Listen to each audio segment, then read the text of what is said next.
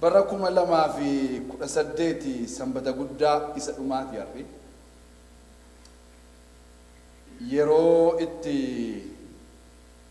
kuma lama fi kuda saddeet waaqayyo duratti ilaalluuf yeroo itti immoo kuma lama fi kuda sagalitti immoo waan caaluuf waan wayyu waaqayyo hojjechuudhaaf itti qophoofnu ta'utu irra jira. Sabaranaa caalaa bara dhufu kanatti waaqessinu yoo ta'e injiraannu hojjennu deddeebinu yoo ta'e in ta'u jechuudha. Yeroon seenaa waldaa church history yeroon bare namoonni muuvimentii gurguddaa kaasanii baay'ee challenge na godhana. Warra akka Jaan Wesley namni jedhamu Lubisa Lamoonii yaada warri seenaa sana baratanii bara konkolaataan hin jirre bara xiyyaarri hin jirre keessa umurii isaa keessatti wangeelaa fi maayilii 250 adeeme fardaaf harreerra taa'ee miilla wangeelaaf maayilii 250 adeeme lallaba 40 lallabe bara isaa keessatti ani gaafa namicha sana bare baga lallaba koon lakkaa hin jedhu meeqa lallabeera laate waan jedhe lakkoofni sababa ta'eef namni waan sana barsiise hin jiru mooraalii argachuu fi baay'ee ma lallabeera deeman dhiise. Namichi guyyaatti yoo xinnaate lallaba 3 lallaba guyyaa tokkotti. Namoota challenge godhan akkasii biratti of ilaalu see tokko waldaa humna wangeelaa keessatti of ilaallee waan gubbaa sana keenya fakkaanna. Garuu of ilaalaa namoota biyya lafaarra turaniif biyya lafaa dura jiran keessatti of ilaalaa hundumaa caalaa immoo macaafa bara baraa irratti isa waa'ee keessaniif caafame irratti of ilaalaa macaafa qulqulluu keessatti of ilaalaa of madaalaa of ilaalaa deemuun keenya baay'ee barbaachisaa. Namichi sun akka jedhutti hamman danda'etti jedha.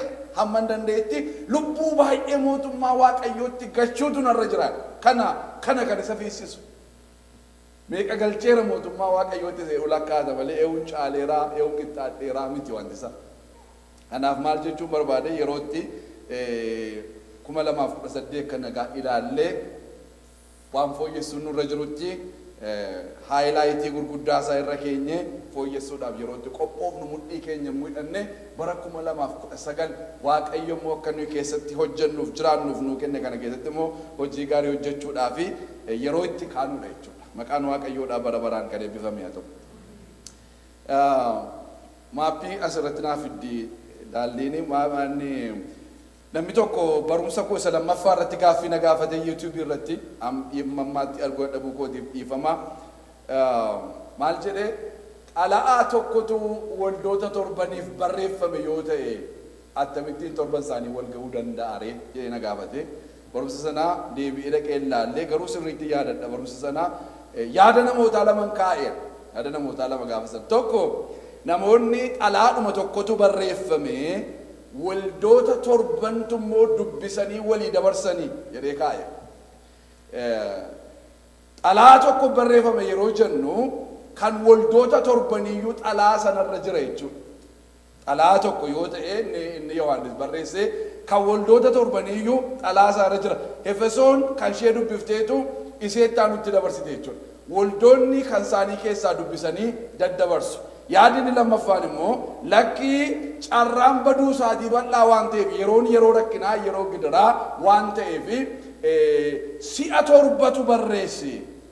Xalaa torba kan inni barreesse. Xalaa torba yeroo innis immoo kan Efesoon kophaatti, kan Simirnaataa kophaatti, kan Pheergaamoon kophaatti, kan Tiyaatiraa kophaatti, kan hunduma isaaniif kophaatti tu hin taane kan Efesoon isa barreeffame irra kan waldaan torbaniyyuu jira, kan Simirnaataa irra kan waldaa torbaniyyuu jira, kan Pheergaamoon irra kan waldaa torbaniyyuu jira. Xalaa torba barreesse namoota torbatti kenneetu namoonni kun naqanii ittiin gaan namoonni jedhanis immoo jiru. Kanaaf namicha na gaafate sanaafi xalaa tokko yoo ta'e xalaa tokkorrayyuu kan waldoota torbanii jira. Xalaa torba immoo yoo ta'e xalaa torbanirrayyuu ammayyuu kan namoota torbanii jira jechuudha. Kanaaf macaafa qulqulluu keenya irra hin jiru eewutti akka ergame meeqa akka barreeffame hinjiru isa lamaan keessaa filanneetu fudhanne jechuudha. An kan warra torba barreessuu danda'a jedhu keessa jira sababa ta'eefi namichi ni nagaafatee inni tokko sun hin taaneef yoo ta'e kottu naa wajjiniin torba barreesse warra jennu keessa jiraanna jechuudha. Lamaan isaayyuu baay'ee iddoo fagoodhaan nuun ga'u beekuudhumaaf yoo ta'e malee asirraa garuu yoo ilaaltanii walitti dhiyeenya waldoota sanaa hin agartu baay'ee. Waldaan Efesoon kun iddoo kana kan isheen jirtu waldaan Simranaataa as jirti. Waldaan Pheergaamoon kun gubbaa sanarratti tiyaatiraan agartu, Seerdeesiin agartu, Filadelfiyaan agartu, Laadeqiyaa ishee har'a barannu immoo hin agartu jechuudha. Isaan kun hundumtuu Eeshiyaa ishee duraa sana keessa kan isaan jiranii walumaa galatti immoo Tarkii keessa jechuudha. Waldaa Turkii har'aati jechuudha. Akkuma Minisootaa nuyi jennee jirrutu walirraa faffageenya hin qaban jechuudha. Waldaan har'a barannu Laadoqiyaa kana yoo ilaaltanii iddoo kanaanii waldaa Qolaasiyaastu jira baay'ee itti dhiyaatte. Waldaan Qolaasiyaas kuni waldaa Loodoqiyaarraa maayilii 11 duwwaadha kan isheen fagaattu. Efesoon iddoo kana jirti. Efesoon Loodoqiyaarraa maayilii 45 duwwaadha kan isheen fagaattee jirtu. Efesoon maayilii 99 kan isheen fagaattee jirtu. Maayilii 99 duwwaadha. Waldaan Filadelfiyaa kuni maayilii 45 duwwaadha kan isheen fagaattee jirtu. Kun 45 fagaatti, kun 90 irraa fagaatteerti. As bukkee garuu waldaan Qolaasiyaas jedhamtu iddoo sana jirti jechuudha. Waldoonni kuni baay'ee walitti dhiyoodha. Wal gidduu adeemanii namoota warra wal tajaajiluu danda'an jechuudha. Kanaaf baay'ee waan walirraa fagoo wa'ii goone yoo ilaaluu baanne xalaa tokko ergeera yoo ta'es xalaan suni salphaatti irra deemuu danda'a. Fakkeenyaaf obboleessi keenya Phaawulos inni Qolaasiyaasiif barreesse kuni maayidhe Qolaasiyaas boqonnaa 4 irratti gara lakkoofsa 15-16 yoo ilaaltanii ergaa kana erga dubbifattanii booddee immoo ergaan isin erge kuni Laadoqiyaatti akka inni dubbifamu barbaada sababa ta'eef warra Laadoqiyaatiifis geessaa. Erga isaanii geessan immoo ergaan warra Laadoqiyaatiif erge immoo isaan biraa immoo fuudhaa dubbifadhaa. Phaawulos ergaa warra Laadoqiyaatiifis ergeera jechuudha. Warra Laadoqiyaatiif ergeera nu garuu macaafa qulqulluu keenya irraa hin qabu. Akka inni erge immoo Qolaasiyaas boqonnaa 4 lakkoofsa 15-16 irraatu argina jechuudha. Loodoqiyaa wanti jedhamu kun macaafa qulqulluu keenya keessatti si'a 5 kan inni barreeffame si'a 4 Phaawulostu barreesse jechuudha. Nagaa dhaameeraaf kan warra Qolaasiyaasiif yeroo barreesse nagaa dhaameeraaf waldaa mana dubartii tokko aadde abaloo jedhee maqaa ishee dha'ee Loodoqiyaatti immoo jedhee isa isheedhaafis waldaa mana sana jirtuufis nagaa dhaameeraaf xalaa akka isaanii barreesse xalaa Qolaasiyaasiif barreeffame immoo akka isaan dubbisanii obboleessi keenya Phaawulos in kaasa jechuudha. Kanaaf namichi nagaafatee akka kanattiin yoo ilaale waldoonni kun baay'ee walitti dhiyaataniiru. Xalaa tokko irratti kan torban isaanii barreeffameera yoo ta'e carraa wal keessa deemuu isaatii bal'aadha. Garuu haaluma rakkina yeroo sana jiru ilaalanii namoonni carraan gubachuu isaatii, carraan baduu isaatii, carraan qabamuu isaatii bal'aadha sababa ta'eef xalaan kun tokko duwwaa ta'uun irra jiru. Namoonni dhan immoo jiru jechuudha. Torbanarraa waa'ee waldaa Filadelfiyaati kan nuyi barree waldaan kun waldaa hin komatamne waldaa gooftaa mudaa tokko iyyuu irratti hin lakkoofnedha. Waldaa balbala banamaanii balbala banamaa fuula kee dura jiru sana sii kenneera deeni balbala banaa hin jenne balballi baname achi ture fuula ishee dura ture balbala kana kan bane Waaqayyoodha. Waaqayyo kun immoo isanni bane homtinuu cufuu hin danda'u isanni cufe immoo homtinuu banuu akka hin dandeenye ofii isaatii dubbate jechuudha. Garuu sii kenneeraadhaan nu hundumti keenya balbala banamaa baay'ee isaa qabna jechuudha.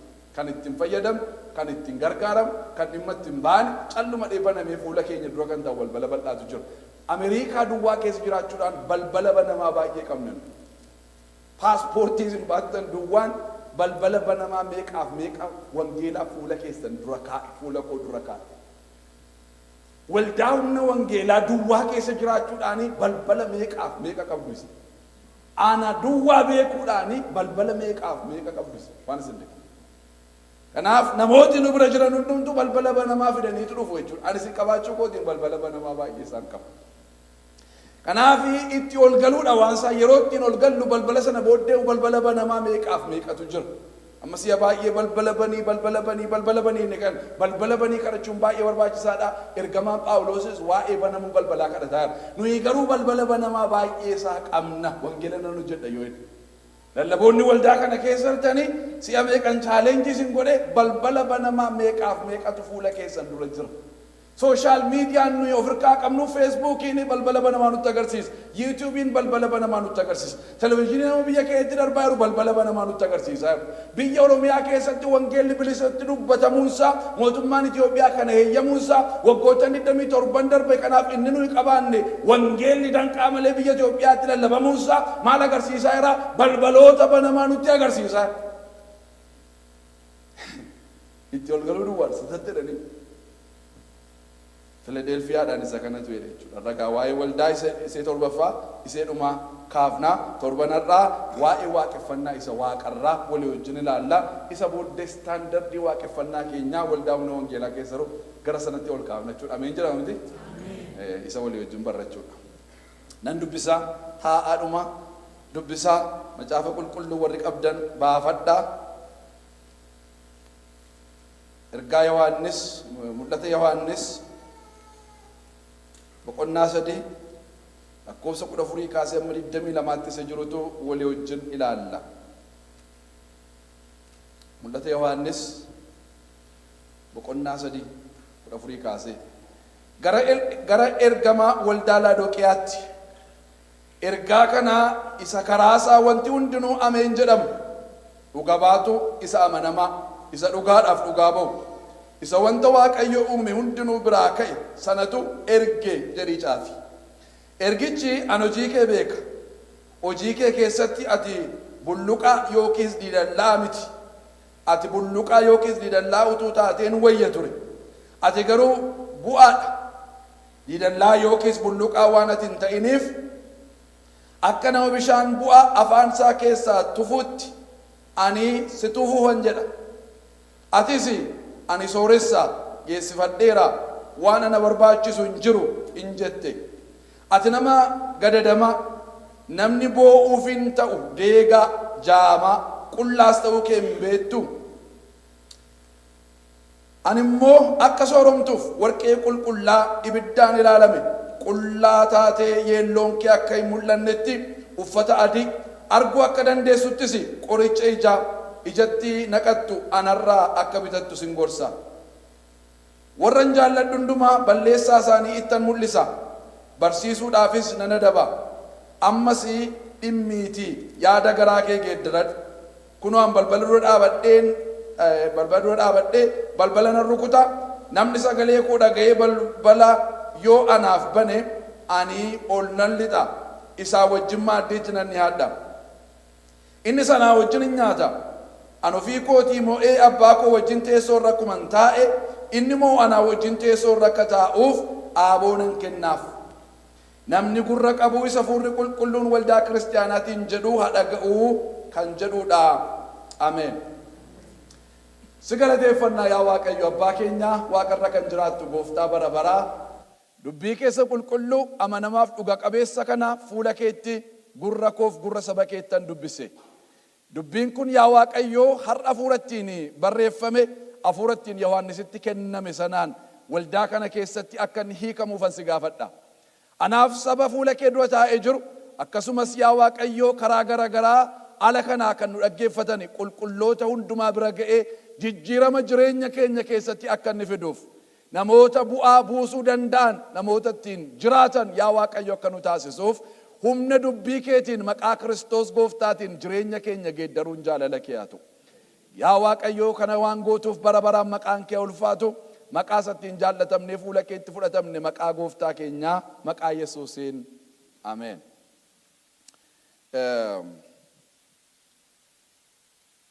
Nama Antiyaakoos isa lammaffaa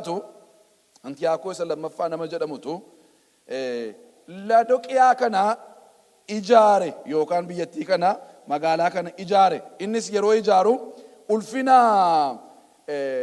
haadha manaa isaatiif waan ijaareef maqaan ishee Loodiqii jedhamti. Inni immoo isarraa kaasee ulfina haadha manaa kootiifan ijaaree jedheetu Loodoqiyaa. Warri qaban kuni ilaalaa haadha manaatiifitu biyya ijaaru. Attam dinqiidha. Maqaa isheetiinitu moggaase jechuudha Loodoqiyaa kana. Akkuma sila jedhee Qolaasiyaas irraa maayilii 11 duwwaa fagaatti, Filadelfiyaa irraa maayilii 45 fagaatti, Efesoon irraa immoo maayilii 99 fagaatti. Magaalaan kun jalqaba isheetti kan isheen ijaaramte bara 261 amma 253tti dhaloota Kiristoosiin dura. Garuu yeroo ijaaramtee magaalaadhuma amma kanatti magaalaa barbaachiftuu hin turre, iddoo tokko geessee garuu magaalaa baay'ee barbaachiftuu taate. Magaalaa baay'ee barbaachiftuu taate. Haayiwee gurguddaa sadiitu dhufeetu keessatti wal arga, magaalaa sana keessatti wal arga. Inni suni gabaa isaanii akka maleetu baay'ee guddise. Gabaa isaanii akka malee guddise. Biyyattiin kuni dachaa keessa kan isheen jiraattu jedhama. Dachaa keessa kan isheen jiraattu. Biyya beekumsi gurguddaan ishee keessa jirudha. Manni barumsaa, mana yaalaa, medical schooliin jalqaba iddoo sanatti kan inni jalqaba baname. Akkasumas qoricha ijaa bitadhu, inni wanti as keessa jiru hundumtuu waan isheen qabdudha, waan isin dinqu. Qoricha ijaa hoomishiteetu biyya lafaa guutummaadhaaf ergiti. Hoomishi uffataa guddaanis kan inni geggeeffamu biyya kana keessatti. Oomishi uffataa guddaan gogaa hoolaa, dabbasaa hoolaa muranii isarraa uffata gurguddaa hojjechuun, isarraa bu'aa gurguddaa buusuun, nagadi sunis, nagadi horsiisii hoolotaa sunis dabbasaa isaanirraa kan ka'e amma baay'ee barbaachisaa ta'utti isaan gidduutti wanta baay'eetu hojjetamaa ture jechuudha. Istaadiyeemii gurguddaas qabu. Yeroo jalqabaatii fi kan uummati itti gargaaramu baazii isa jalqaba, baazruumii pabliikiin itti gargaaramu bakkee taa'uurraa jechuudha. Magaalaa sana keessatti yeroo jalqabaatiif qophaa'eera jechuudha. Magaalaa akkasiiti. Warqee qabu, warqee baay'ee isaa qabu. Kanarraa kan ka'e gara Yerusaalemitti iyyuu mana qulqullummaa Yerusaalemii fi gara paawundii 20tu ergu waggaatti mana qulqullummaatiif warqee. Yihudoota baay'eetu magaalaa sana keessa jedhamee jiraataa ture jedhameetu kan inni yaadamu. Socho'ina lafaa argatanii turanii, socho'ina lafaa jabaa ture. Waldaadhuma torban har'aanatu isinitti himne malee waldaan Filadelfiyaas bara 17 dhaloota Kiristoosiin booddee socho'ini lafaa inni Saardeesiin balleesse suni isaaniinis gaaga'ee ture. Warri kun immoo bara Niiroon mootummaa Roomaatti dhufe keessa socho'ina lafaa argatanii, socho'ini lafaa sun baay'ee isaan miidhee ture. Deebi'aniitu ijaaran jechuudha. Garuu bara 60 keessa, bara Niiroon mootummaatti dhufe keessa. Egaa kana fakkaatti magaalattiin. Walumaa galatti amma kana ergan dubbadhee booddee kallattiidhumaan gara kutaa dubbii keenyaatti dabarra. Kan biraa wanti isinitti himu, bishaan qabbanaa'aa fi bishaan baay'ee qabbanaa'aa fi bishaan baay'ee ho'aatu dhufee mochitti wal arge. Akkuma isiniin jedhe wanta as keessa jiru hundumtuu waan isaan beekanidha. Iddoo tokkootu bishaan ho'aan akka Filohaa namoonni beektan biyya keenya yookaan immoo Soodaree warra itti beektan bishaan ho'aa uumamumaan ho'aatu ba'a. Akkasuma bishaan ho'aan dhufu magaalaa sana keessa galuu fi bishaan baay'ee qabbanaan immoo callumadhee bishaanti qabbanaan qilleensa irratti tun hundaa'in qabbanaan immoo dhufeetu iddoo tokkotti wal arganiitu bishaan bu'aa ta'u. Yookaan qabbanaa miti yookaan immoo ho'aa miti, wanta giddu galeessa wayii ta'u jechuudha. Isa kana hunduma isaa beekuu yeroo itti haasa'amu biyyattii waan akkasii qabdi. Gara ergamaa waldaa Laodiqiyaatti ergaan kuni isa karaasaa wanti hundumtuu ameen jedhamu, wanti Waaqayyo biraa dhufe hundumtuu ameenidha. Wanti nuyi teenyee fooyyessinu, wanti nuyi teenyee sirreessinu hin jiru. Wanti itti mormamu hin jiru, wanti inni komatamu hin jiru, mudaa qabaa jedhamee wanti ilaalamu hin jiru. Qoratameetu Waaqayyo biraa ba'a sababa ta'eefi wanti Waaqayyo biraa dhufu maal jedhama? Ameen jedhama. Ameen jedhameetu fudhatama.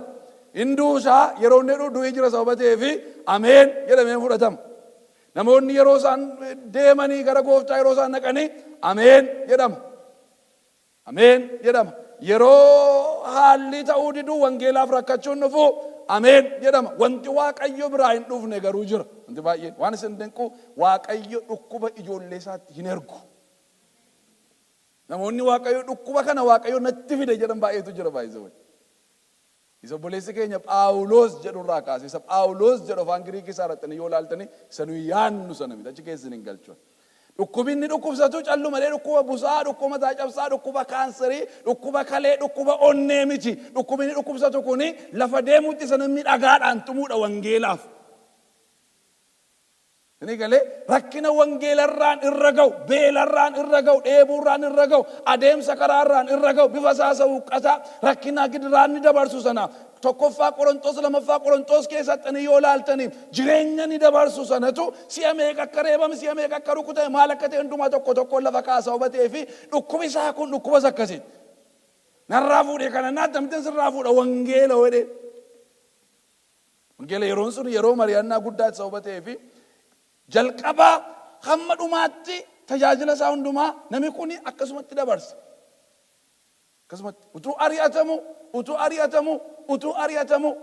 ari'atamu dhumarratti biyya Roomaa keessatti fuudhanii kan isaan isa ajjeesan. Kanarraa kan yeroo dhukkubi dhufu gaa maqaa Yesuus Kiristoosiin Waaqayyo si'a ifatu dhaman immoo. Sababiin isaa adreesii isaa kenna waan ta'eef. Isinii galee isa Waaqayyo biraa dhufu maal jedhama? Ameen jedhama isa Waaqayyo biraa dhufu. Isa Waaqayyo biraa hin dhufne immoo jedhama. Teessoo isaa waan beeknuuf iddoo dhufe waan beeknuuf jechuudha. Isa wanti hundumtuu karaa isaa ameen jedhamuudhaan amma isee ifachuudhaaf jedha isa hubatee fi ifannaan isaa kuni ameen jedhama jechuudha. Nuyi sooressa jedhanii ragaa sooroma isaanii baay'ee dhiyeessuu danda'u majarri kun ragaa sooroma isaanii. Garuu ameen jedhama. Ameen jedhama waan isaa hin argine argeera waan ta'eef. Dhuga baatu isa amanamaa isa immoo dhugaadhaaf dhugaa bahu. Waaqayyo kuni yeroo hundumaa dhugaadhaaf dhugaa baha. Takka waan sobaatti dhugaan bahu, sobaan dhugaa bahuun isa bira hin jiru. Firdiin isaa kanaaf qajeelaadha. Yeroo dhannee fuula isaa dura dhaabannu wanta hundumaa waan dhugaa ta'e waa'ee keenyaaf hunduma isaa kaasa jechuudha. Dhugaadhaaf dhugaa baha. Isa immoo wanti inni uume hundumtuu biraa dhufu. Warqee isheen amma lakkaatu, badhaadhummaa isheen amma lakkaatu, wanti isheen amma qaba jettu addunyaa keessatti wanti Laadooqiyaa beekamtuu godhe kun hundumtuu abbaan inni biraa dhufe beektaa jedhaan wanti hundumtuu ana biraa dhufe. Isa waan hundumaa isinii kenne bira dhaabattanii an badhaadha argatanii yoo jecha nama maraatu yoo taatan malee badhaadha ta'uu dandeessu. Namichi waan hundumaa isinii kenne dhaabateetu jiru. Isa hundumaa biraa fudhattan isin immoo wallaaltanii. Ani badhaadhaadhaan guuttadheera ani man fedhu yeroo jettanii namicha isinii kenneen. Namicha isinii kenneen. Namicha profeesarii mana barumsaatti isin barsiisee beekaa isin godhoo dhaabattanii ati hin beektu ana beeka yoo jettan nama eeyyuu maraatu. Isinii galee isintu maraatu jechuudha. Nama akkasiitu maraatu. Akkas taate jechuudha. Kanaaf ani nama sitti haasa'u inni ergaa jiru kuni isa wanti hundumtuu biraa dhufeedha. Ana biraa sii dhufe wanti hundumtuu jedhaaniira. Erqichi an hojii kee beeka. Hojii kee keessatti ati bulluqaa yookiis diidallaa miti. Ati bulluqaa yookiis diidallaa utuu taateen wayya ture. Ati garuu bu'aadha. Diidallaa yookiis bulluqaa waan ati hin ta'iniif akka nama bishaan bu'aa afaan isaa keessaa tufuutti si tufuudhaafan jedha. Nama tufachuudhaan Waaqayyo. Si tufuudhaafan jedha. Bara maalii keessa irranne buleessi keenya itti afaan nu yaadachiiseera. Bara ayyaanaa keessa irran. Bara ayyaanaa keessa nama hin tufa Waaqayyo. Namoota warra giddu galeettii ta'an yookaan diidallaa biyya lafaatti deebi'u. Yookaan guba Waaqayyo wajjin amanamummaatti ayyaana Waaqayyoo keessa galanii ayyaana kana fudhatanii amantiirra dhaabatanii isaa wajjiniin jiraachuu. Miilla tokkoon biyya lafaa keessa miilla tokkoon mana Waaqayyoo keessa isa kanas nan barbaada jennaan hin danda'amu kuni si tufuufan jedha. Utuun tufin garuu itti hima, utuun tufin garuu hin barsiisa, utuun tufin garuu itti dadhaba, itti soqa, karaa isheedhaa galuu danda'u hundumaatiin gad jedhee taasa. Har'as mana Waaqayyoo keessa namoonni akkasii jiru hin barbaadu garuu Waaqayyo namoota akkasii mana isaa keessatti. Murtoodhaan isa duukaa akka nuyi buunu barbaada. Yihuudaaf Israa'el iddoo lamatti erga isaan gargar qoodamanii Israa'el qaxiidhuma kutteetu Waaqayyoon biyya lafaa duukaa buutee waaqa tolfamaa waaqessuutti kaate. Yihudaan immoo gidduma naannofti. Waaqa tolfamaa simbutti asii Waaqayyoonis immoo wayyeetti. Yihuda simannaa Israa'eliin ishee duddanatti gattee sokkite wayyaadheedha. Simannaa ishee anaa fi biyya lafaa gidduu naannoftu kanaa mannaa ishee achi galagalaa jiraattu kanaa mannaa anaafoo Israa'eliin naa wayya Israa'eliin gaaf tokko nan deebisaan jedhe. Kanaaf jireenya akkasii hin jaallatu Waaqayyo. Bara 2019 kana namoonni akkasii bu'aa taanee giddu galeettii taanee jiraannu yoo jiraanne urgufanneetu itti galla Waaqayyootti guddisaati ameen jedha. Nu baasa firoota koo Waaqayyo. Isin baasa Waaqayyo. Na baasa Waaqayyo. Nu baasa karaa kamiin yoo deemtanii isin baasa Waaqayyo. dhugaan isiniin jedhe yoo nuun galle malee yoo hubachuu dadhabne malee kallattii kamiinuu biyyuma lafaa keessattuu bu'aan Waaqayyoo wajjin jiraachuudhaa xinnoo miti. Mas saganaa jireenya bara baraa itti miti. Namicha tokkotu anammatu jireenyi bara baraa hin jiru iyyuu kisaaraan qabu ni anaanaatee har'umayyuu Kiristoos waan isin dinqu nuu ta'eera. Har'umayyuu hin jiru bakka jireenyi bara baraa yaadan kaasitu Waaqayyo jedhe hin jedhu malee Waaqayyoodha waan ta'eef inni nuu ta'eera Kiristoos maqaan isaa bara baraan kan eebbifame haa ta'u. Kanaafuu maal gochuun nurra guurrannee itti galuutu nurra jira. Guurrannee murteessinee itti galu jaallannee isaa wajjin walii gallee jiraachuutu nurra jira. Isa waaqessu jireenya keenya irratti isa moosisu isaa duukaa ba'u isa duukaa galu isa keessa oolu isa keessa bulu. Biyyi lafaa nun awwaattu nun baasu. Kisaaraan isaa guddaadha biyyi lafaa. Kanaaf afaan koo keessaa si tufuudhaafan jedhaan. Atis an sooressaa geessifadheeraa wanti ana barbaachisu hin jiru hin jette jedha. Ani sooressaa jette waldaan kun. Yoo ilaalamu dhuguma akkaawuntiin isaanii furdaadha.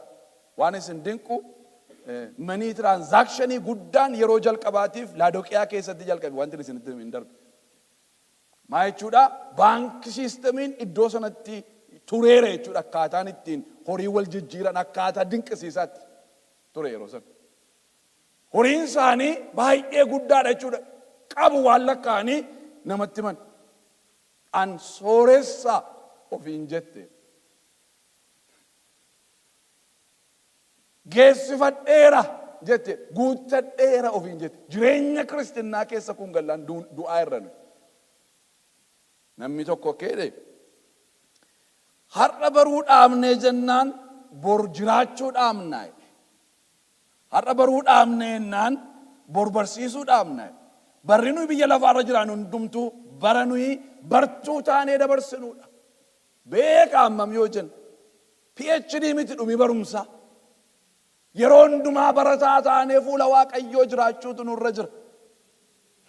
Yeroo hundumaa baruutu nurra Waaqayyoo. Iseen garuu amma nan guuttadhee himan fedhu barsiisan fedhu wanti namni natti himuun irra jiru hin jiru. Namni amma gaafa mul'ate waan isin fennu giraajuweetii goona miti.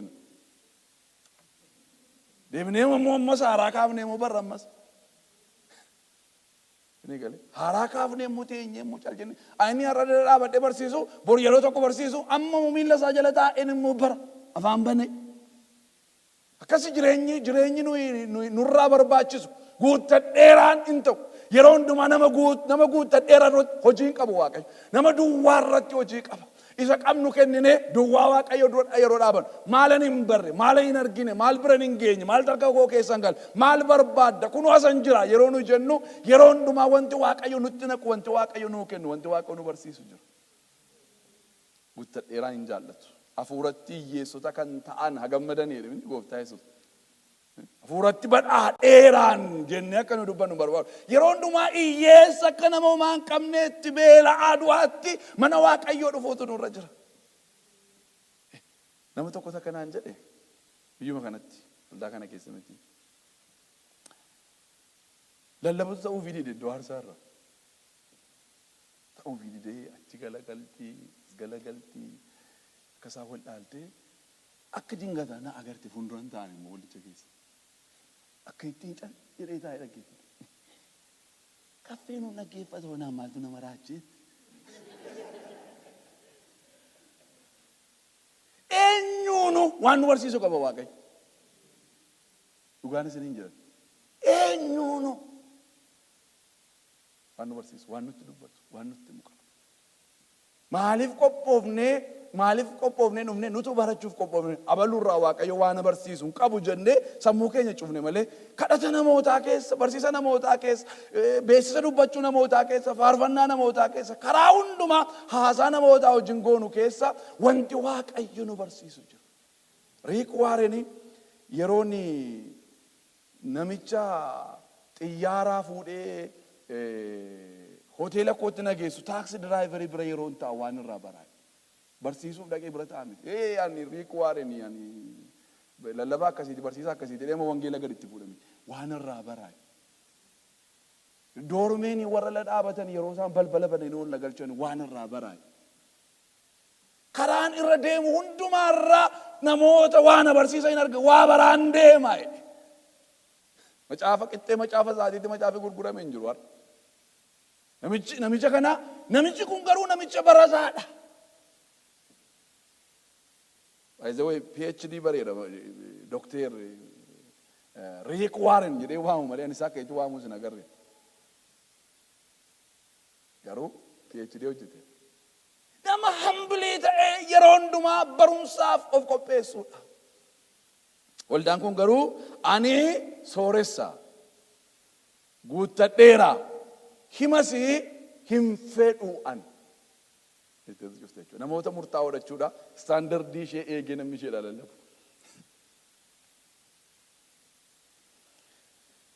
Akkeedhe Waaqayyo immoo ati nama gadadamaa namni boo'uuf hin ta'u deega jaama qullaas ta'uu kee hin beektu. Ati nama gadadamaa waa'ee maalii boonyaniitu namoonni gaafna gaafatanii waa'ee Laadoqiyaa boo'aa namni hundumtuu sii boo'utu irra jira yaa Laadoqiyaa jedhan. Warqee qabdi, badhaadhummaa qabdi, horii guddaatu ishee bira jira. Qoricha ofii isheetiiyyuu gurgurti. Biyyattiin biyya badhaatuudha. Biyya badhaatuu keessatti namoonni achi keessa jiran badhaadhota.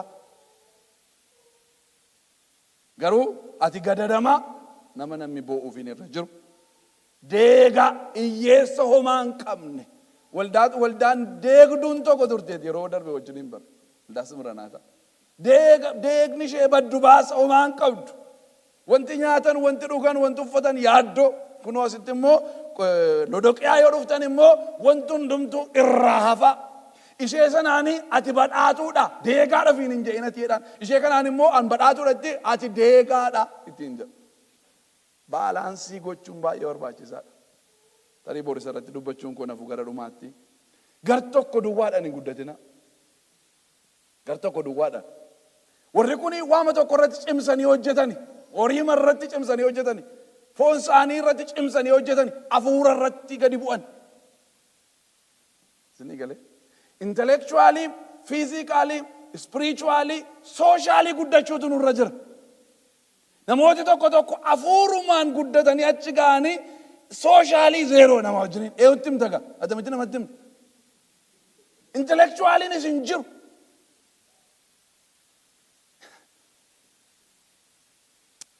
Nam fiigan tureen yeroo mana barumsaa ture fiigicha.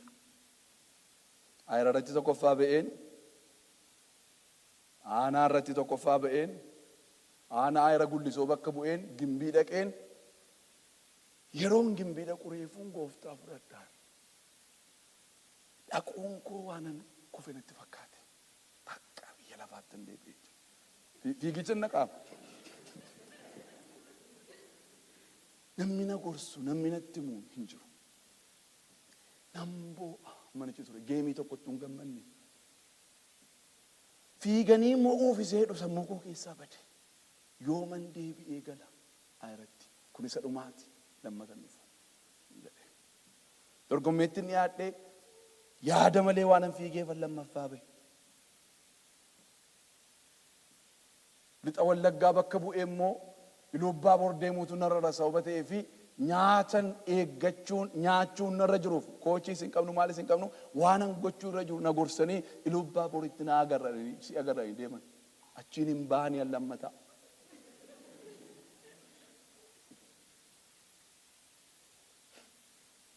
Utuun fiigeera ta'ee isinitti himaan tajaajilli koo sarraa caala.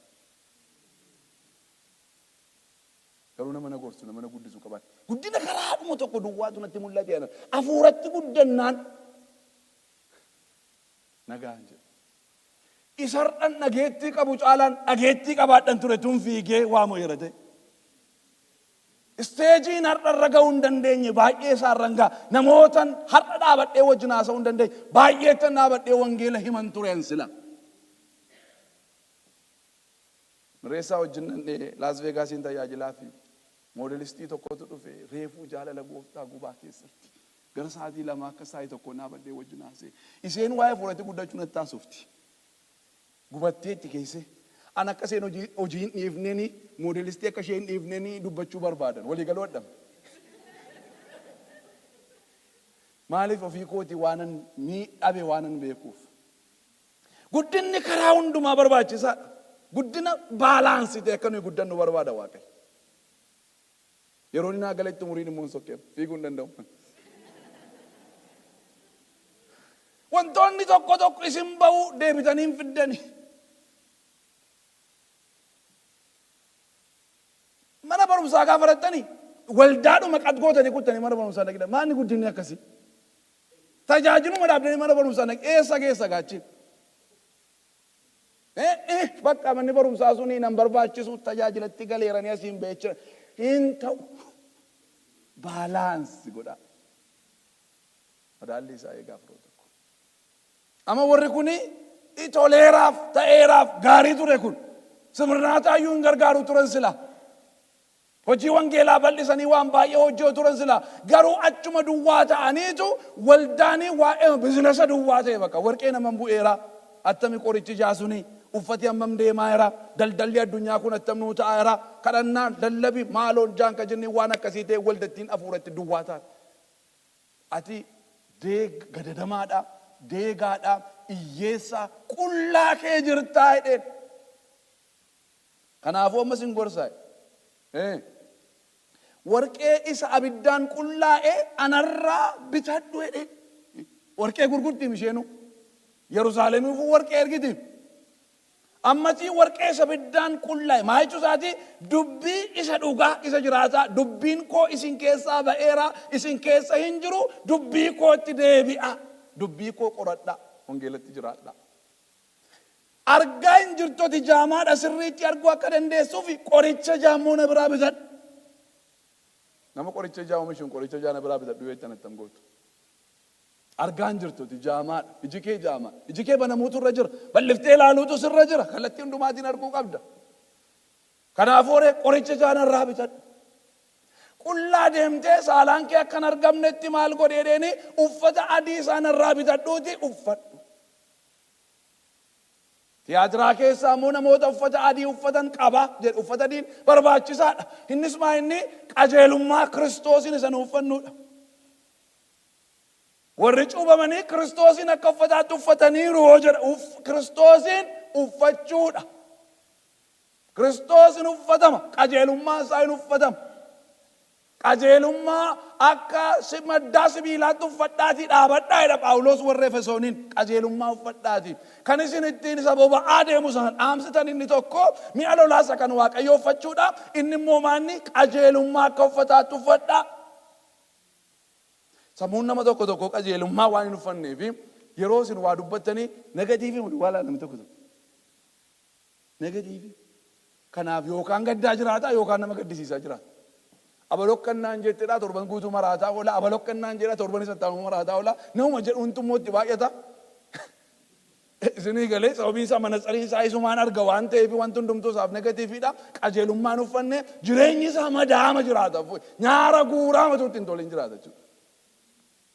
Kanaafi qullaa akka hin deemnetti qullaan keessanis akka hin argamnetti uffata anarraa akka bitattaniin isin gorsaa.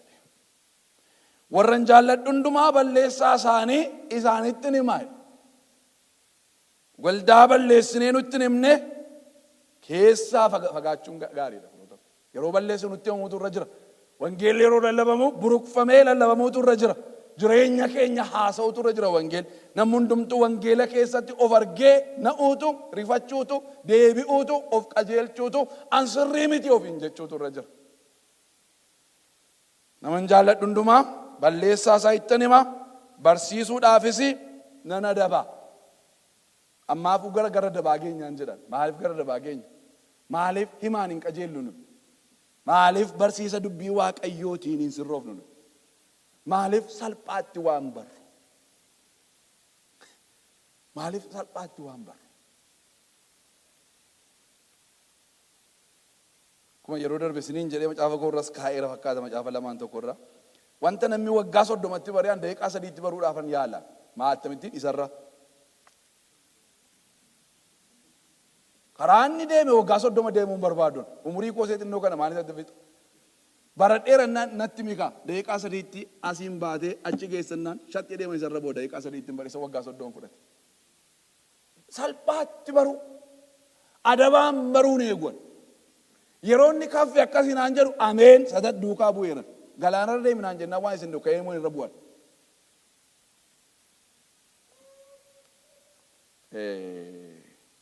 Adabeetanii sirreessaa. Kunoo an balbala dura dhaabadheen jira. Balbala na rurrukuta. Namni sagalee koo dhaga'ee naa banu yoo jiraate gara isaattiin ol gala. Isaa wajjiniinanii irbaata nyaadha. Eewun jedhaa jira waldaa Laadoqiyaa. Injirochuudhaan keessa waldicha keessa injirochuudhaan balbala rukutaan jira. Balbala dhaabadhee balbala rukutaan jira. Nama naa banuun barbaada. Sagalee koo dhaga'ee nama naa banu. Yeroo baay'ee nuyi isa kana warra biyya lafaatiin jenna. Warra biyya lafaatiin. Garuu naabanii si wajjin irbaata nyaadhaa si biratti nafa jechuusaati. Si biratti nafa nagaan sii kenna. Boqonnaan sii kenna.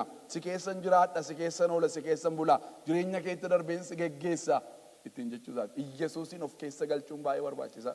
Yeroo inni jireenya keenya keessa galu firoota koo wallaansoon keenya salphata. Isatu nu fuudhee adeema. Garatti nu fuudhee adeemu immoo inni beeka.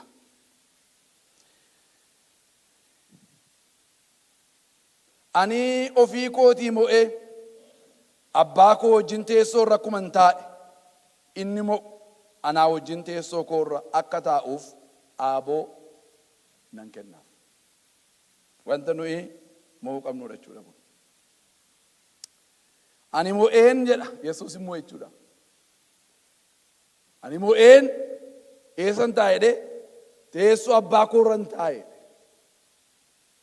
Isinis immoo yoo mootanii anaa wajjin eessa teessu'e? Teessoo koo irra teessu'e. Teessoo keessan irra hin jennu. Teessoon nuu qophaa'ee jira adda addaanii. Garuu teessoo saarra teenya teessichi Yesuusiif qophaa'e. Amma akka inni ga'u hin beeku. Amma Waaqayyo akka ga'us hin beeknu waan ta'eef. Garuu teessoon suni namoota mo'an hundumaa baachuu danda'a. Wanta nuyi miisii godhuu nurra hin jirredha kun. Teessoo Yesuus Kiristoos. Teessoon biyya lafaayyuu nama maraacha. Teessoo irratti hollola namni. Teessoo irratti. Daawutii teessoo ilma isaatii kennuu hin barbaanne. Hin jaallata ilma isaa. Teessoo garuutti kennuu hin barbaanne. Yeroo Abshiloom ka'ee ajjeesuuf jedhu immoo maaliif ajjeesaa? Teessoodhaa jedhee abbaa isaa ajjeesa. Ala dhaabateetu abbaan koo firdii qajeelaan faraduudha. Maal barbaada? Teessoo barbaada. Yeroo abbaaf ilma gidduutti lolli ta'ee adaraa ilma koo hin ajjeesinaadha. Waan taatan ta'amoo teessootti irra naa buusaa jedha. Teessoo namni namatti hin kennu. Iseemti xixinnoo namatti tolti. Gurguddaa mitiiti. Iyyesuus sassata malee, mararsiifannaa malee, kophaa koon irra ta'a malee, isin wajjin irra ta'a. Haaleluyyaa. Inni eewu fa'i kennama. Warra mo'eef kennama. Attamitti abaluu moochi geessee inni jedhu hin jiru jechuudha. Mooteedhatti. Itis mooteedhatti. Namni moo inni naqateessichara maqaan Waaqayyoo bara baraan kan eebbifame haa ta'u. Wantoota mo'uun nurra jiru wanta muraasan isinitti hima. Fixaan jira. Tokko jaalala dhugaatti jiraachuu. Waldoota 7 irraa wanti nuyi barru. Kufaatii isaanii irraa jaalala dhugaatti jiraachuu. Hamma du'aatti immoo amanamaa ta'u. Hamma eessaatti amanamtaati. Karaa akkasiinatti hin dhufinii jenna waan xixinnoodhaan. Wanti xixinnoon sun amma wanti nuyi karaa akkasiinatti hin dhufin jennee mararsiifannee haasofnu nama kaan birattuu rakkasa. Nama kaan birattuu isa Waaqayyo mitiitii nama kaan biratti iyyuu rakkasa. Garuu hamma du'aatti amanamaa ta'e hamma eessaatti deemna nuyi. Jaalalli keenya hamma eessaatti deema. Aarsaa nuyi gaa'ilaaf baafnu amma eessaatti deema. Gatii nuyi tajaajilaaf baafnu amma eessaatti deema. Gatii nuyi qulqulloota nu duukaa jiran waldaadhaaf baafnu hamma eessaatti deema? Hamma du'aatti amanamaa ta'edha. Barsiisa sobaa irratti mo'ee. Barsiisi sobaa baay'ee hamaadha firoota ko. Barsiisa sobaatti qalbii keessan akka taphaatti laattanii keessaa ba'uun rakkisaadha. Waldaa seenaa waldaa yoo ilaaltan waldaa kiristiyaanaa wanta akka barsiisa sobaa rakkisee hin jiru. Satatteedhuma dhufee iddoo karaa isaan hin beekin dhufee isaan gidduu galaa jafjeeni machi gaheetti kufanii of argu. Waldaa torbanis ittiin taphate. Barsiisa sobaa irratti immoo dammaqaa ta'u. Kallattii hundumaatiin dammaqaa kara tokko irra lafta hin argamina. Yeroo kan hundumaa irratti moonu inni isaan qaban sun gaariin hojii isaanii akkuma jiru ta'e jechuudha. Wantoonni nuyi moonu gara wanta 13 moo meeqaatos keessa jira. Tokko muka iji isaa nyaatanii bara baraan jiraatan kenna namoota mo'aniif kan hunduma keenyatu barbaada. Kana mo'uun dirqama. Nyaatanii jiraatu. Addaamiin yaadattu yeroo inni mukattii sana nyaate Waaqayyo keede deebi'ee namni mukattiitti akka nyaan bara baraanis jiraatee akka namnetti dafaa keessaa gadi baasaa. Bara baraanis jiraatee akka namnetti. Namni nu keessaa akkasa tokko ta'eera jedhe muka sana nyaachuudha. Muki suni bara baraan nama jiraachisa. Muki suni jireenya Waaqayyootti akka nuyi jiraannu nu godha. Akka Waaqayyoo taana Waaqayyoon hin taane. Isatu fakkaataa deemna jechuudha. Muki sun barbaachisaadha. Wiinii godhuutu nurra jechuudha. Inni lammaffaa. Gonfoo jireenya ittiin argatan siif kennaa'edha. Isa kanas hundumii keenya mo'uutu nurra. Gonfoo ittiin jireenya argatan. Gonfoo jireenyaa jedhama. Gonfoo baay'eetu jira. Gonfoo jireenyaa garuu argachuutu nurra. Jireenyuma karaa Kiristoos nuu kenname sana. Yeroo nu immoo jireenya Kiristoos kenne sana har'a jiraannu gonfoo hin jiraatte jedhameetu gonfoon kennamaaf jechuudha. Gonfoo jireenyaa jedhama. Du'inni lammaffaan irratti mo'oodha nama mo'e irratti. Du'inni lammaffaan irratti mo'u. Isa kanas hundumti keenya mo'uutu irra jira. Namoota tokko ta'uun irra jiru kun. Du'inni lammaffaan irratti mo'e jechuun jireenya bara baraatti hin gallu jechuudha. Du'a isa tokkoffaa hunduma keenya du'a. Du'a isa lammaffaa garuu namoota si'a lama hin dhalannetu du'a. Namni si'a tokko dhalate si'a lama du'a. Namni si'a lama dhalate immoo si'a tokko du'a. Isinii galeera. Si'a tokko hundumti keenya foonirraa dhalan abbaa fi haadharraa. Isa lammaffaa immoo hafuurarraa dhalan. Namni si'a lama dhalate si'a tokko duwwaa du'a. Du'a isa foonii duuna jechuudha. Deebinee du'a keessaa kan. Namni si'a tokko duwwaa foonirraa dhalatee hafuurarraa kan hin dhalanne garuu lama du'a. Du'inni lammaffaa namarratti akka moo'e. Du'inni lammaffaa badiisa bara baraa jedhama. Du'anii masadaqanii ciisa wayii mitin. Gubannaa dhiphina of keessaa qaba. Arfaffaa maannaa dhokataa waan jedhamutu jira. Warri mo'anii maannaa dhokataatu isaanii kennama. Warra tokkoof immoo dhagaa calaqqisa maqaan haaraan irratti barreeffame. Maqaa sana immoo abbaa sana duwwaatu beeka. Isa kaanitti wanti inni baatee deemu sun nama warra kaaniif hin galu jechuudha. Baannee deemna ta'ee mana keenya bira kaa'anna ta'ee hin beeku iddoo kaa'annu walumaa jennee ilaalla. Garuu dhagaa calaqqisa maqaan haaraan irratti barreeffametu kennamaaf warra mo'eef. Warra mo'anii fi saba ormaa irratti mo'uutu kennamaaf. Saba ormaa waggaa 1,000 Kiristoos duukaa moonu sanaa. Waggaa 1,000 Kiristoos duukaa moonu sanaa biyyuma lafaa kanarratti namoonni utuu hin geeddaramin Kiristoos dhufu sun jira akkuma yeroo darbe isinitti hime isaan jiraatti jiru isaan wal horu wal fuudhu hin heerumu namni baay'ata waggaa 1,000 sana keessatti yeroo seexanni hidhaatti hiikamu biyya lafaa kana namni baay'een akka jiru macaafa mul'ate Yohaannis nutti hima waan ta'eef. Egaa mootummaan sun immoo mootummaa qajeelummaati biyya lafaa guutummaa irratti Kiristoos duwwaatu mootiidha. Inni immoo namoota isaa moosisa jechuudha. Yeroo sanaa sabatu sinii kennama, biyyatu sinii kennama. Biyyi meeqa akka sinii kennama akkuma hojii keessaniitti. Saba ormaa irratti mo'uutu jira jechuudha. siiqqee sibiilaatu immoo kennamaaf warra mo'an sanaaf aaboo ittiin bulchan, beekumsa ittiin bulchan, dandeettii ittiin bulchan akka mootichaatti mootummaa qajeelummaatu biyya lafaa guutummaarra jira sababa ta'eefi wanta korraapshiniin keessa hin jirre, cubbuun keessa hin jirretu hojjetama sababa ta'eefi dandeettii aaboo ittiin bulchu, simboof miidhagina ulfina inni ittiin bulchutu kennamaaf jechuudha. Eewu fa'iif warra mo'eef.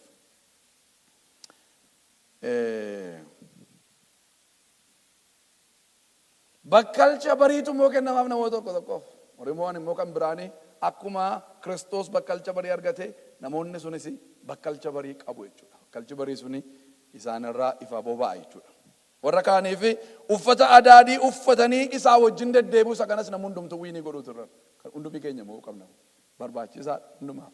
Uffata adaadii uffatanii isaa wajjin deddeebi'an Kiristoos duukaa kan ittiin deddeebinu uffati adaadiin nu barbaachisa jechuudha.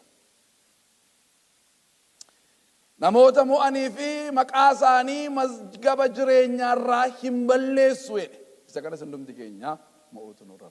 Maqaan keenya achirraa baduun irra hin jiru. Isa booddee maal jedhaa? Maqaa isaaniin abbaa koo duratti ergamoota koo durattiin waameen beeksisaa jedha. Baay'ee hunduma keenyaaf barbaachisani kunis. Hunduma keenyaaf barbaachisa. Mana qulqullummaa waaqa koo keessattanii utubaan isa godhaa. Akkuma ergamoonni sadan utubaa turani, nus utubaa manaa yookaan muka wayii taanatu hin taane utuboota taane jechuudha. Namoota sadarkaa gurguddaarra jiran bara keessatti. Akka Phexros, Yaaqoob, Yohaannis utubaa turan asitti iddoo sanatti utubaa ta'uu namaa kenna. Utubaa sana irratti immoo maal barreessaa? Maqaa Waaqayyoosaa, maqaa Yerusaalem ishee haaraa waaqarraa Waaqayyo biraa gadi buutu sana, maqaa gooftaa keenyaa Yesuus Kiristoos isa haaraa isa amma ammaatti nu hin beekin jiru. Hamma gaafa sanaatti isa nuyi beekuu hin dandeenye. Maqaa sana muudhannee namicha sanarraa kan nuyi arginu. Maqaa Yesuus Kiristoosiin isa haaraa baatu jechuudha warri mo'an. Dhumarratti inni nuyi amma laallee anaa wajjiniin teessoorra hin taa'u. Nuyi hundumaa dhiifnee si duukaa buunee maal argachuuf jirraa gaadhana kan bartoonni gooftaadha. Nuyi amma hundumaa dhiifnee si duukaa buunee maal argachuuf jirraa jennaani. Waan anaa jettanii dhiiftan hundumaa biyya lafaa kanarratti dachaa dhibba argattu. Bizinesi gaariidha mootu waaqa wajjin hojjetanii waan akkasii. Eessatti dhibbaan baay'achuun argama. Nama tokkotu amma abbaa koo dhiisee dhufe abbaa koo naarii abbaa dhibbatti mitiin argachuu danda'a reedha. Abbaa dhibba miti abbaa kumayyuun kenna waaqayyo. Waan isin deeku waldaa keessa. Abbaa namoota ta'an baay'eetu waldaa keessa. Abbaa caalaa kan nama kunuunsan, kan nama gorsan, kan nama fatan, kan nama deebisan, kan nama gargaaran, jabaadhumee gurbaa, jabaadhumee intaloo kan namaan jedhan waldaa keessatti namaa kan. Haati kee fi obbolaan kee ala kana jiru jennaan maanni haati koo fi obbolaan koo, haati koo fi obbolaan koo warra naa wajjin ta'anii dubbii waaqayyoo dhaga'aniidha. Kanaaf haadha tokko yoo dhiifne haadha dhibba arganna mana waaqayyoo keessatti. Dhiisa haadha jechaan jiru wangeelli yoo nu dhiisise garuu haati wangeelaaf nama dhiifti. Abbaan wangeelaaf nama dhiisa, obboleessi nama ganna wangeelaaf. Dachaa dhibba tokkotu biyya lafaa kana irratti argattu maaloo waan naa jettanii dhiiftaniidha. Mootummaa koo keessatti immoo isinii teessoo irra teessaniitu jedhe. Teessoo kudha lama irra teessaniitu jedhe anaa wajjiniin jedhe. Mana Israa'el 12 firdii faraddu. Bartoonni gosa Israa'el 12 faraddu. Nummoo waldaa kiristiyaanaatti farannu. Nu yeroo hin jedhu warra mo'e. Warri gaafa sana mo'ee Kiristoosii wajjin teessoo irra taa'anii isaan maal godhu? Waldaatti warri waldaa keessaa mo'an waldaa irratti faradu jechuudha. Warri Israa'el keessaa mo'an Israa'el irratti faradu. Namoonni waan sana jiraatanii faradan jiraachuutu irra jira. Akkaataan waaqayyoo itti hojjetu baay'ee nama dinqa. Waan isin dinqu utuu Nohi hin jiraanne biyya lafaatti hin faradu ture waaqayyo. Nohitu biyya lafaatti faradeedha macaafa qulqulluun. Isinii galeeraa? Namni hundumtuu hin jiraanne yoo taane namni hundumtuu hin jiraanne sababa ta'eef akkatti faraduun qabu waaqayyo. Ilaallaan jiraate namni tokko hin jiraate. Sababii inni jiraateefi ana miti Nohitu tolummaa isaatiin qajeelummaatti na duukaa jiraachuudhaan biyya lafaatti farade erga nama tokko arge isa duukaa walii gale nan farada biyya lafaatti jedhe Waaqayyo. Namaa wajjin malee waa hojjetee hin beeku biyya lafaa keessatti amma nan Waaqayyo waan isin beeku hamma ammaatti sababiin isaa lafarratti mo'aa jedhee nama kaa'e. Nohiin gaafa argu Nohitti dhufee haasa'asee hin danda'ama kun jedhee nan jiraadha jedhee nan qopheessa markaba jedhee yaada Waaqayyo wajjin walii galee Waaqayyo biyya lafaatti farade. Kanaafitu miti dhaloota kanaa wajjiniin mootuu biyya Saabaan fidaa jedhe. Hin dhufti isheen yeroo dhuftu mookeetti ani Solomooniin dhaga'een waa'ee isaa mootii ta'ee utuu hin jiru ulfina koo dhiisee gaala koo fe'adhee maayilii amma kana deemee kennaa amma kana fideefi isa bira ture afaan isaa keessaa waan ba'u ogummaan dhaggeeffataa ture. Isin akkamittiin Yesuusiin kan fakkaatu of gidduutti agartanii isa dhaga'uu dadhabdan jettee isinitti faraddee. Namoonni faradan jiraachuutu irra jira.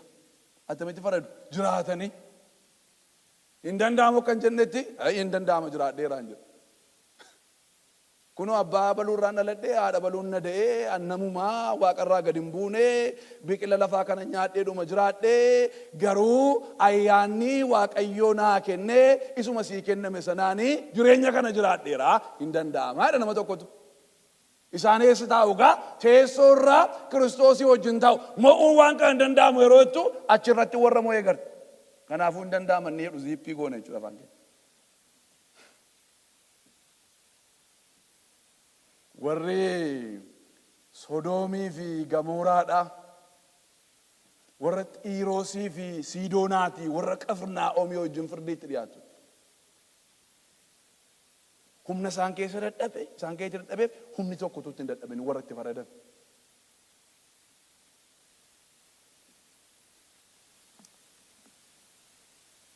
Firoota ko jireenyaaf nu waame Waaqayyo. Jireenyaaf nu waame. Jireenya guddaatti, jireenya dinqisiisaatti, jireenya fakkaataa hin qabne, jireenya qixxee hin qabnetti nu waame Waaqayyo. Jireenya nu horiidhaa hin arganne, jireenya nu firaa hin arganne, jireenya nu barnootaa hin argannetti nu waame Waaqayyo. Jireenya kana jiraachuun hin danda'ama ayyaana Waaqayyooti. Kanaaf warri kakuu moofaadhaa baay'een isaanii akka isaan nun komanneef. Anamma gaa namichi lallabaan kun amma Jaan Wisil namicha lallaba 40,000 lallabee wajjin dhaqee dhaabata jira. Abbeen Feesbuukii hin qabu, abbeen Yuutuubii hin qabu, abbeen tiivii hin qabu. Sayyoo tiiviidhaan baay'ee lallabde yoo hinaan jedhe. Isinii galee tapha akkasii fa'aa taphanna jechuudha. Kanaaf namoota chaalenjii isin godhan barbaadaatii wajjiniin hojjedhaa. Fiigicha fiigaa. Jireenya amantii fiigicha. Fiigicha qulqullaa, fiigicha Waaqayyoon garaa ga'u, fiigicha dhaloota keessan boqochiisu, fiigicha bor namoonni dubbisanii ittiin chaalenjii ta'an jiraadhaa. Istaandardii jireenyaa ol kaasaa, wangeelaaf jiraachuu ol kaasaa. Tajaajilaa jedhamu istaandardii isaa ol kaasaa firoota ol kaasaa. Dhiibbaa qajeelinaa uumaa magaalaa keessan keessa, saba keessan gidduutti, iddoo hojii keessanitti dhiibbaa qajeelinaa uumaa. Maaliif akka itti jiraatti isheen jedha? Maaliif akka itti jiraataan jedha? Jireenya inni jiraatu iddoo hojii isaatti namoonni dhufanii dhugaa naa ba'u jedhe nutti mee itti afaan waa'ee eebbaadha. An baay'inatti tola gaanne. Warri inni wajjin hojjetu. Namoonni dhufanii namoonni waa'ee keenya jireenya nuyi jiraannu. Dubbii keenya, obsa keenya namoonni dhugaa ba'utu irra jira.